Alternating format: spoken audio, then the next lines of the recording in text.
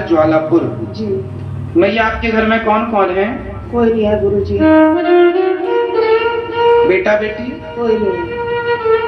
पति? पति 8 साल हो गए गुजर गए। 8 वर्ष हो गए जी। तो घर में कोई और? कोई नहीं है गुरु जी।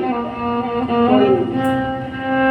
अच्छा, कोई नहीं है। तो फिर आप यहाँ आए गौरी गोपाल आश्रम? हाँ जी। तो यहाँ आपकी सेवा हो रही है? बहुत अच्छी तरह से हो रही गुरु जी। तो आप जब घर में थी तो घर में किसके साथ, पति के जाने के बाद किनके पास थी आप?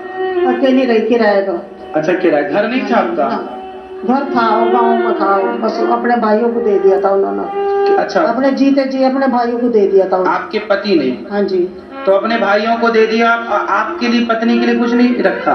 नहीं, बस कहने लगी क्या करोगी तू, तेरे बस का नहीं है, घर बार अकेली कैसे रहोगी। यहाँ मैं आप सबसे एक बात कहूंगा कि पति लोग कुछ ना कुछ अपनी पत्नियों को जरूर दें। कुछ प्रॉपर्टी पत्नियों के पास रहनी इसलिए आवश्यक है कि कल भगवान ना करे आप दो में से कोई एक चला गया तो पत्नी के पास कुछ होगा तो वो अपना आगे का उस होने के कारण समाज में कोई उसकी सेवा कर सकता है।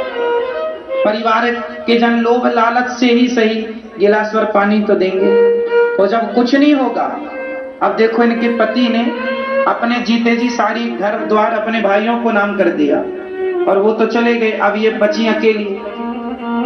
अब उन्होंने जब घर लिया तो सेवा उन्होंने नहीं की? नहीं।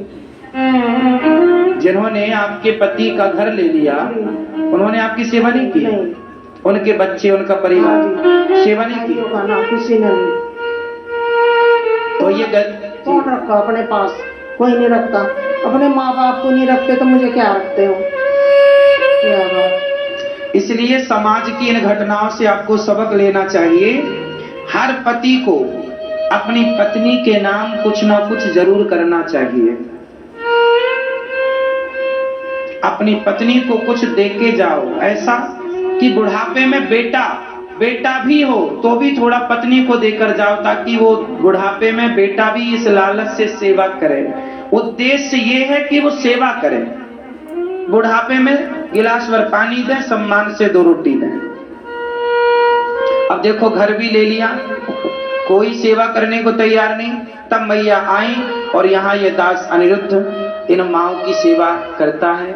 जब तक हम जीवित हैं तब तक तो हम सेवा करेंगे जो बनेगी, लेकिन जब कोई वृद्धाश्रम इस तरह से, आज पूरे भारत के आप वृद्धाश्रमों को देखिएगा, आप पूरे भारत के जितने वृद्धाश्रम सब में जाइएगा और एक बार गौरी गोपाल आइएगा और सबको, सारे भारत को देखने के बाद जब गौरी गोपाल को देखेंगे तो यहाँ आपको लगेगा कि माताएं वृद्धाश्रम में नहीं, माताएं अपने घर में रह रही हैं। घर जैसी यहाँ व्यवस्था, हमारी प्रत्येक माँ खुश है। मैया, यहाँ आपको कोई तकलीफ है? नहीं गुरुजी, कोई तकलीफ नहीं है। खुश है आप ही हमारा सहारा हो। हम आपके बेटे हैं मैया और हम आपकी सेवा जो बन पड़ेगी अच्छे से अच्छे आपकी सेवा करने का पूरा प्रयास। अच्छी सेवा होगी। आप यहाँ कोई तकलीफ तो नहीं है आपको? कोई तकलीफ नहीं है। आप यहाँ आई हो, रह रही हो, आपको रहने का कोई पैसा तो नहीं लिया? कुछ नहीं। किसी भी माँ से 1 रुपए लिया नहीं जाता और 275 माताएं यहाँ आज वर्तमान में हैं।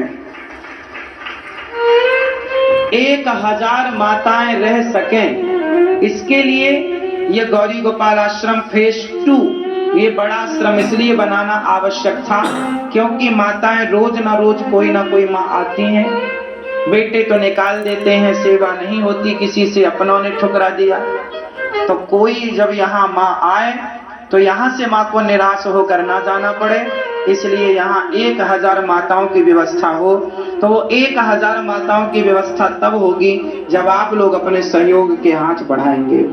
इन माओं के लिए आप एक कमरा बनवाएं या एक कमरे की छत डलवाएं या एक माँ को गोद लें, एक माँ को 1 दिन का अन्नदान करें, 1 दिन के संपूर्ण 275 माँ को भोजन दें। मतलब 1 ईंट 1 सीमेंट की बोरी ही सही आप जब देंगे तब आपके सहयोग से आश्रम का कार्य पूरा होगा, क्योंकि बिना आपके सहयोग के ये कार्य पूरा नहीं हो सकता। कार्य बड़ा है और आपकी सहयोगिता, आपका सहयोग करना, आपकी